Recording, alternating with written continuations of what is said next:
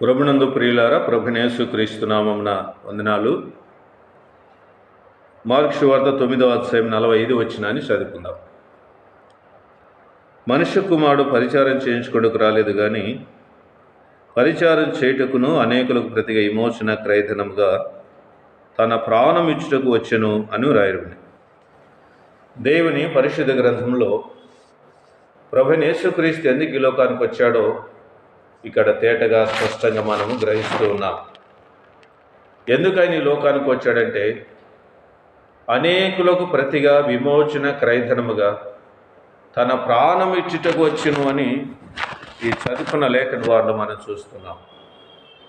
అనేకులకు ప్రతిగా విమోచన క్రయధనముగా తన ప్రాణం ఇచ్చుటకు ఆయన వచ్చాడండి. విమోచనము, క్రయధనం. విమోచనం అంటే కొన్ని అర్థాలు ఉన్నాయి. విమోచనం అనంటే ఒకటి పాపను క్షమాపణ, రెండోది అపరాధమునకు క్షమాపణ. కాబట్టి యేసుక్రీస్తు ప్రభు మానవునిక పాప విమోచన కొరకు, మానవునికి దోష విమోచన కొరకు వచ్చి ఆయన తన ప్రాణం పెట్టాడండి. తన రక్తమును చెందించాడు. విమోచన క్రయధనముగా విడిపించబడ్డానికి, విమోచించబడ్డానికి క్రయం అవసరము.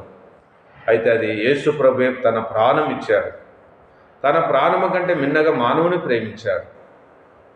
కాబట్టి యేసుక్రీస్తు ప్రభు సమస్త మానవాళిని ప్రేమించి విమోచన క్రయధనముగా తన ప్రాణం ఇచ్చాడు.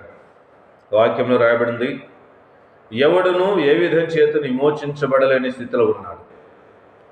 యేసుక్రీస్తు ప్రభు విమోచనకర్తగా, రక్షణకర్తగా ఈ లోకానికి వచ్చి మన పాపమునకు పరిహారం కలిగచేయట కొరకు ఇష్టపడి మన కొరకే తన్ను తాను మన కొరకు ఆయన అర్పించుకున్నాడు.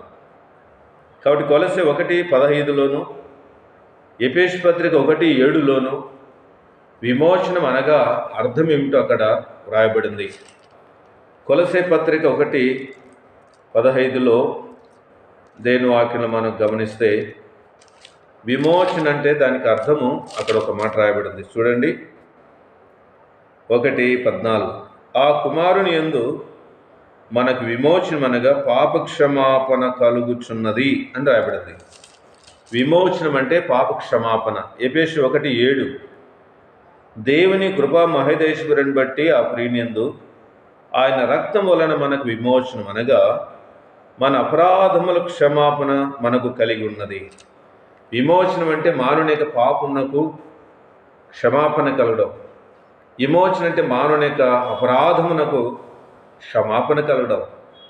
మానవుని యొక్క పాపము ఘోరమైనది, భారమైనది. ఈ పాపము ఏమి చెల్లించిన తిరుగుది చెల్లుబాటు కాదు. కానీ యేసుక్రీస్తే తన ప్రాణమును క్రయధనము అర్పించి తన రక్తాన్ని చెందించి మన కొరకే తన ప్రాణం అర్పించి ఆయన చనిపోయి సమాజబడి విమోచన కార్యాన్ని సిద్ధం చేశాడు. ఇప్పుడు ఏం అర్పించాల్సిన అక్క? నేను హృదయం దేవునికి ఇస్తే, నీ మనసు దేవునికి ఇస్తే ఆయన నిన్ను రక్షిస్తాడు, విడిపిస్తాడు, విమోచిస్తాడు, పాప క్షమాపణ ఇస్తాడు. పాపిని దేవుని ఒప్పుకుంటే రక్షణ ఇస్తాడు. చనిపోతే మోక్షం ఉంది. కాబట్టి ఈరోజు మనది, రేపు మనది కాదు. కాబట్టి యేసు ప్రభుని నమ్ముకోవడానికి కులము, మతం అక్కర్లేదు, చదువు సందలు అవసరం లేదు. ఉన్నపాటు ఉన్న చోటునే హృదయపూర్వకంగా యేసు ప్రభుని విశ్వాసం ఉంచి రక్షణ పొందించిన ప్రార్థన చేస్తే దేవుడు నిన్ను తప్పకుండా రక్షించి విమోచించి విముక్తి కలిగించి పాపక్షమాపణ ఇచ్చి తన రాజ్యమునకు హక్కుదారులు చేస్తారు. అలాగూ ఇంకెవరైనా రక్షణ పొందిన వారంటే ప్రభు నమ్ము, విశ్వాసం నుంచి రక్షణ పొందాలని ప్రేమతో మనవి చేస్తున్నాం. అందరికీ వందనాలు.